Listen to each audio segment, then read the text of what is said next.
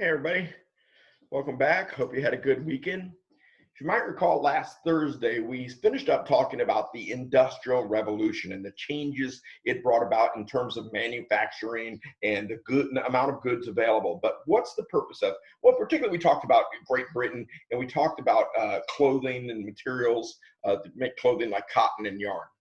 But what is the reason to have a warehouse full of coats if you can't get them out to sell to people? And so there had to be revolutions in other areas in order to get all this stuff out and expand the market to get all these mass produced goods out to people. And that's where the transportation revolution comes in. Transportation improvements were essential to the success of the Industrial Revolution. Goods needed to be transported to markets and supplies needed to be shipped to factories.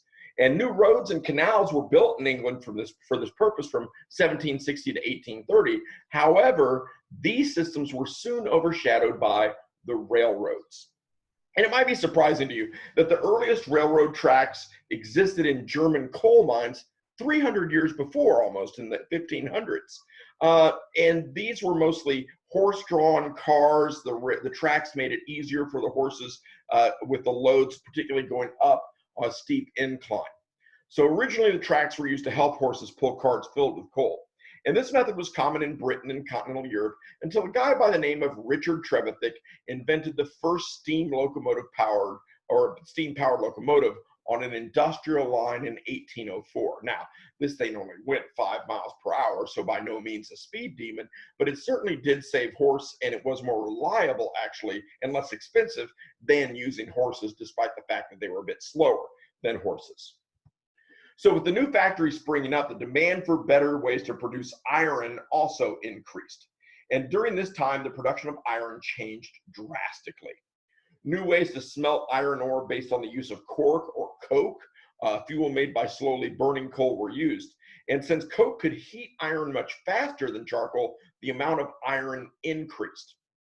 Then in the 1780s, a guy named by the name of Henry Cort pioneered a process called puddling, which produced wrought iron, a much better product. And you've probably seen wrought iron. If you go to some people's porches, my own porch has this, the little fence there, the little hand railings are wrought iron. You can see it's kind of twisted. Well, what the puddling process allowed you to do was actually shape iron while you burnt out impurities, and thereby make it, even when you're shaping it, it's still pretty strong. Before that, iron was still kind of brittle. And so you couldn't really shape it or bend it into a lot of different shapes, but this allowed you to do that. So this process used coke to burn away the impurities in the iron, making a stronger final product. And this iron could be rolled into rails and other products while it was still hot. And the new iron is used in industrial machines and in the construction of new railroad lines, which helped to further expand the Industrial Revolution. So what you get is now I have my factory located near a source of water originally, but then steam power comes along. And so I don't really have to have my factory located there. I can go where there's labor. Well, there's lots of labor in the cities. Cities have a greater population. So I move my factory to the city and it starts taking off. And pretty soon I'm shipping out more and more stuff to people. And even people in the countryside, in the rural areas, are now buying stuff that they don't have to make at home. People who employed people in these urban or in these rural areas, like farmers, decide they don't need as many people anymore for these things. And so now they're out of work. The work is in the cities at these factories. So mass numbers of people are leaving the countryside and heading to the city for these work, which is great because they actually need the employees. But it does cause a lot of problems in this process of urbanization. The Industrial Revolution changed material production, wealth, labor patterns, and even population distribution, as we just talked about. Although a lot of rural areas remained farming communities during this time, the lives of people in cities changed drastically. The new industrial labor opportunities caused a population shift from the countryside to the cities, and the new factory work led to a need for a strict system of factory discipline. And during this time, child labor and the unsafe working conditions rampant in many factories led to reform movements. So basically what you have is lots of people moving in these cities. These cities are not prepared for this. Knowledge about sanitary health practices, not very common. So cities didn't think that was their concern anyway. And so as people move in, there's not enough housing, so they throw up housing, shoddy materials, cheap workmanship, small. You have very large families living in very small residences right next to other families who live in these same residences. And so there's lots of overcrowding and things like that. And people begin to notice and begin to worry. During the early 19th century, there was a large population growth caused by the improvements of the agricultural revolution of the 18th century. And many historians believe this population increase was due to a dramatic decline in the death rate. That's good, but it has all these unintended consequences. So the Industrial Revolution led to production of lots of goods, which allowed us to not work as hard. It allowed us to, have lots of goods and live a more comfortable life, and thereby expand our lifespan. But with all the people out there, there's some unintended consequences. We certainly have a drop in famine, warfare, and illness, and an increase in food sources. And that's all what mixes to cause the population spike. And as early as 1850, many European cities were centers of industrial growth. As there's more people, they all need jobs. They start going where the jobs are. In fact, by 1850, over 50% of the entire population of Great Britain lived in either a town or a city instead of in a rural community. And this is a huge shift from the historical pattern of living in Great Britain. The growth of cities, though, as I already kind of tried to describe to you, led to horrible living conditions. The wealthy fared far better than the industrial workers because they could afford to live in the suburbs or the outskirts of the city. However, for most of the factory workers, cities were dirty, crowded places where epidemics frequently broke out, and there was no social distancing because they all lived on top of each other, basically. Overcrowded row homes created a house the workers and their families contributed to these conditions. Government reports at the time indicated people sleeping as many as 6 to 1 bed. You had families of 12 living in a 1-bedroom apartment, basically. So the sanitary conditions in industrial cities were filthy as well. Like I said, people didn't really understand sanitation. And since the municipal governments did not concern themselves with cleanliness at the time, the cities did not have proper waste disposal systems, and the people just threw their trash and their sewage directly into the streets. So literally at night, if you had to get up and use the restroom, you had a big chamber pot in the house, hopefully. There's the old saying, you didn't even have a pot to pee in. But then you go and you relieve yourself in that, maybe even defecate in it. And then in the morning, part of the house cleaning chores, you'd empty that out. Well, how would you empty it out? Well, you just reach in the window and dump it on the sidewalk. Heaven forbid someone be walking underneath there. But all that is just in the street, all this filth. And certainly that leads to, flies that carry disease, fleas, all kinds of things. And the burning coal, the industrial factories did not help. It left London in kind of this yellowish black haze, which is the perfect setting for something like Jack the Ripper, which happened at this time. But you could walk by a building, run your finger across the brick, and just get this thick layer of black soot on your finger. So it polluted the air, it polluted the water supplies. Not only just that, but also the household waste. So it's a pretty nasty, ugly scene. And conditions in factories where a lot of this pollution was being produced were deplorable as well. Those workers who had come from agricultural backgrounds were faced with a big adjustment. Let's face it, on the farm, you get up with the sun, you go out, you work for a couple hours, you'll sit back and rest a little bit. You only work maybe a really hard 3-4 months of the year, and the rest of the time is kind of laid back, relaxing. But in the factory, you work 6 days a week, 12-hour days sometimes, and just nonstop work. So while farming required irregular hours and periods of work alternating with rest, the factory system required constant labor because of this whole concept of economies of scale. And if you took economics with me, you should be somewhat familiar with that term. We talked about it. Economies of scale means that the more I can produce, the lesser the input cost to produce it, and the more profit I can make. And so you kind of need these machines running constantly, people working constantly to keep this thing going. So factory owners were faced with the task of breaking the habits of these workers and getting them accustomed to this time-based labor. And the discipline of the workers directly impacted their productivity and ultimately the profit of the factory. Factory owners instituted regular hours for workers to ensure that their machines were always producing. And the employers instituted strict rules and punishment for those who disobeyed. For example, workers could be fined for being late or fired for being intoxicated at work. And these early factories were extremely unsafe. I already talked about child labor in there. Well, a lot of times you wanted to hire small children because they were delicate, they could fit in places where a lot of grown men and women couldn't fit. And so they were used to clean machinery, to oil machinery in these places. And if you've ever seen pictures of child laborers in the Industrial Revolution, you always notice they're dirty and grimy because that's the kind of work that they're doing. So imagine going to work without safety regulations, no protections in place, no OSHA. And if you were injured, you're not compensated. It's just like, well, you're injured, you can't do the job anymore, you're fired. And if you could not work anymore, you didn't receive anything. There was no system to make sure you continued to receive pay, such as disability. And so it's a very real fear and possibility that a person could become homeless and their children could starve just from being out of work. Also imagine that there were no laws about how long you could work or how many consecutive days you could labor without time off. A person could work a shift of 12 to 16 hours. And the same person could be asked to work this grueling shift 6 days per week. And many of these factories were also dusty, they were unventilated, and sweltering hot in the summer. Conditions in coal mines, as you can imagine, were pretty hazardous as well. Usually men hunched in cramped tunnels that were only about 3 or 4 feet high. I'm short, I'm only 5'5", but imagine me going into a tunnel that's only 3 or 4 feet high. I'm still cramped over like this, trying to work all day. Can you imagine the pressure on your knees, your lower back from doing this? So then small children or women would push the carts to the surface afterwards, and coal miners were faced with damp, cramped conditions, along with the danger of cave-ins and toxic gas. And a lot of children who worked in the mines had long-lasting health effects such as lung disease and stunted growth as they got older. And the deplorable working conditions in industrial Europe led to a quest for change. People began noticing people packed in tight quarters were suffering from disease. They were dying. The work conditions were horrible. People were dying. They were suffering. And a lot of people began, is this really what we want for society? Is profit everything? And how do we regulate profit? And who decides, who's going to protect the little guy in all of this?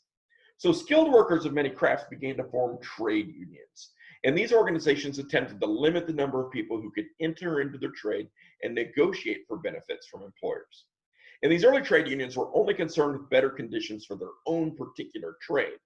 Some unions organized strikes to achieve their goals, and ultimately these early industrial unions kind of paved the way for the labor unions to kind of more familiar to us today. So during the 18th and 19th century, several major writers began commenting on the economy. Now, the economy also often gets confused with money and business, and that's part of it, but it's not everything about it. So when we talk about the economy, we're talking about basically people's choices, how they do things, what they do, why they do it. So these individuals who were concerned about the economy attempted to uncover theories which could be applied to markets in order to promote a better society. And among the most influential theorists of this time period were Adam Smith, a name, if you took economics with me, should be very familiar to you, David Ricardo, and another name that I mentioned in my economics class, Thomas Malthus. So let's start off with Adam Smith, because he's considered the father of modern economics. He was born in Scotland in 1723, and he embarked on an academic career at the age of 15. In other words, he kept going to school. He was educated primarily in European literature. He was awarded a position as the chair of moral logic and philosophy in 1753, and then the chair of moral philosophy the following year at Glasgow University in Scotland. In 1764, he became the tutor of the young Duke of Buccleuch. And this career change had lasting effects on Smith's philosophy, because as the Duke traveled with his children, Adam Smith got to travel with him. And so while he traveled with the Duke, he visited places like Switzerland and France and became aware of the ideas of thinkers such as Voltaire, Rousseau, Quesnay, and Turgot. And importantly, his employment with the Duke gave him a lifelong pension. In other words, he didn't have to work anymore. He just got a monthly check. So this granted him the freedom to retire and write his first major work, Theory of Moral Sentiments, which was published in 1759. Now, moral sentiments, moral philosophy is concerned with what is right and what is wrong. And so as he looks at society today and he goes, is this right? Is this wrong? And that is really the basis of economics, is morality and trying to understand that. So he continued to write afterwards, and he produced an inquiry into the nature and causes of the wealth of nations, which most people just call the wealth of nations. And he published that in 1776. And the philosophy he advocated in these works continues to influence economic thought today. According to Smith, people have a capacity for reasonable judgment that is often underestimated. In other words, they're betters. People who are richer or in positions of power look down on them and say, I know what is better for you. But in reality, every person, what is best for them is different from everybody else. And so when the government gets involved, they kind of put this one plan fits all on everybody and makes them go with it. We're trying to make them equal. And the only way to make them equal under that system is to push them all down to the lowest common denominator. In other words, people can't achieve their dreams, their goals, and certainly use their talents to fulfill their desires. And that means that, and people are still going to try to do that, but they're just going to have to go around the system to do it. But pushing everybody down stagnates the economy.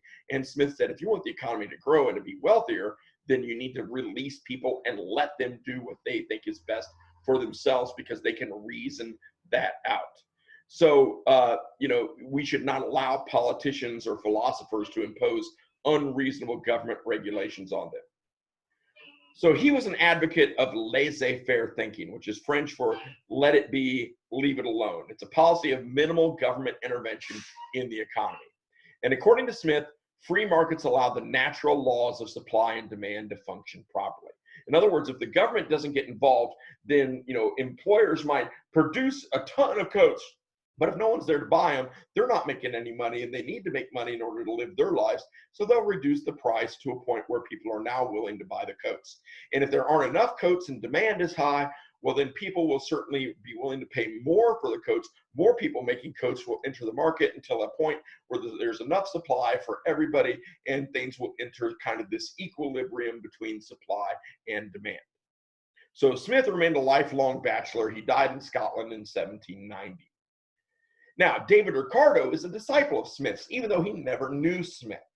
He was born in London on April 18, 1772. Get ready for this. He was the third of 17 children.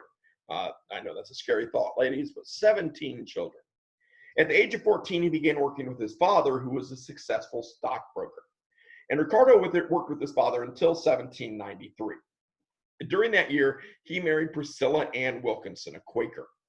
And later, this upset his family because his family was Jewish. And he converted from Judaism to Christianity. And this angered his parents even more. And he was kind of cut out, and he had to leave his dad's business. Luckily for him, he had learned enough and was bright enough that he became a successful broker himself. And he was able to save enough money to retire at the age of 42. And with his first career over, he looked to politics for his next challenge. He read Adam Smith's book, Wealth of Nations, in 1799, and he was so intrigued by the concepts of Smith's work that he began studying economics himself. And in 1810, he produced his first publication, The High Price of Bullion, a proof of the depreciation of banknotes. Bullion is any metal that's used to create coins, basically.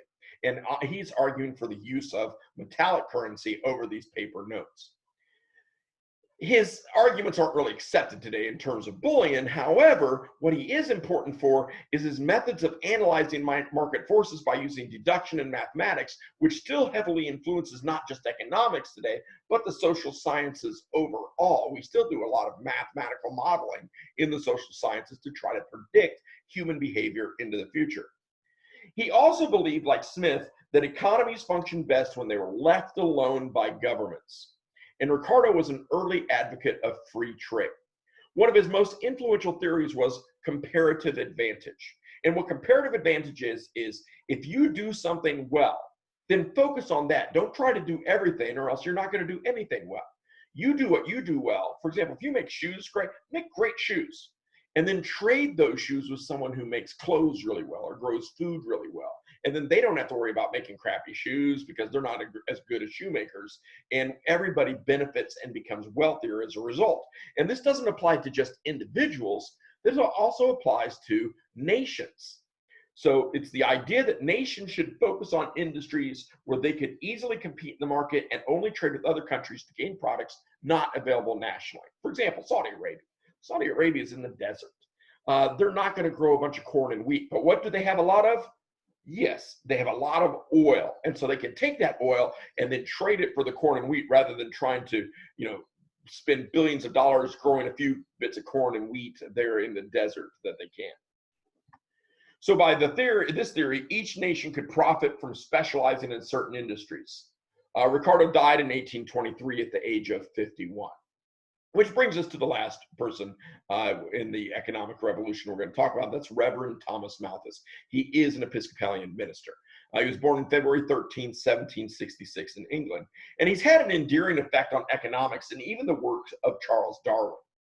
In his autobiography, Darwin cited Malthus's essay on the principle of population as inspiration for his theory of natural selection.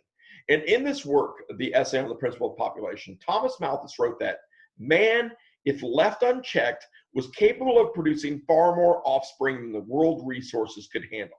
In other words, if we are doing well, we tend to have more babies. And eventually the number of babies we have is going to outstrip the amount of food there is to feed the babies. So his conclusion was that if offspring were not regulated, eventually famine would become a global problem. And this is still a contemporary theory that's kind of the basis for the climate change advocates, not advocates of climate change, but advocates for doing something about climate change. So using these ideas, Charles Darwin came to the conclusion that offspring with certain qualities would be better equipped to survive than others. So his whole theory of natural selection, that people with better genes that allowed them to survive better would produce more offspring than others, and eventually those others would die out. So in 1876, Darwin wrote, in October 1838, that is 15 months after I had begun my systematic inquiry, I happened to read for amusement Malthus on population, and being well prepared to appreciate the struggle for existence which everywhere goes on from long continued observation of the habits of animals and plants, it at once struck me that under these circumstances, favorable variations would tend to be preserved and unfavorable ones to be destroyed. So Malthus continued to influence economics with his theory of wages, which stated that earnings would drop to the minimum amount necessary to maintain a worker's basic needs because the high wages would cause a spike in population. In other words, let me give you a brief example here. There's enough resources on my farm to feed 100 people.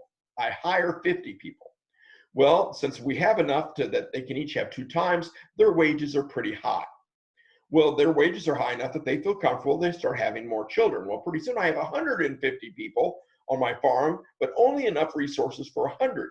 And so they all want jobs. I don't have enough jobs. Eventually, some of them start dying off from starvation or move off to find other work or things like that. And the wages eventually, and the number of people and the wages eventually come back to an equilibrium, and they're perfect again until more people move off and everything. And now I can pay higher wages. But when you're paying higher wages, it's very hard to take those higher wages away. And so as the employer, as the farmer, I would naturally keep those wages low in order to provide for when times are bad, I can somewhat feed those 150 people still. And this is what John Maynard Keynes called sticky wages. And it's kind of a concept put forward by Thomas Malthus. And his premise that population growth would cause worldwide starvation became known as the Malthusian catastrophe. And his views became controversial because they opposed the popular 18th century attitude with the scientific revolution that European society could improve and move towards perfection through science, that we could figure this out. Now, was Thomas Malthus right? Not really. We've exceeded the population in the 1700s by 100-fold since that time. So his population fears were based on the technology of his day. However, increases in food production, changes in storage, and industrial technology all help to support a growing world population without the mass famine predicted by Malthus. Now, so people tend to look at Malthus and think, what an idiot. And what they miss in his book is that Malthus was really not saying that this catastrophe is, going to come. His point was that historically, it never has happened. So what other economic factors are playing in this that we need to understand? And that was really the point of his book, but people were so obsessed with this simple mathematical calculation of a world in peril that they just panicked and took that as the main point of the book. Unfortunately, Thomas Malthus died on December 23rd, 1834. And that ends my look into the economic revolution and also ends Unit 4. So at some point in the future, we'll consider looking at some test questions regarding this. But when we come back tomorrow, I'll start on the 19th century and we'll get a bit into that. Otherwise, I hope everything's going well for you guys and that you're staying safe. If you have any questions or want to engage in any discussion, I love talking about history. So feel free to text me, email me, or even post on to the Facebook page. Otherwise, have a great day, and I'll see you tomorrow.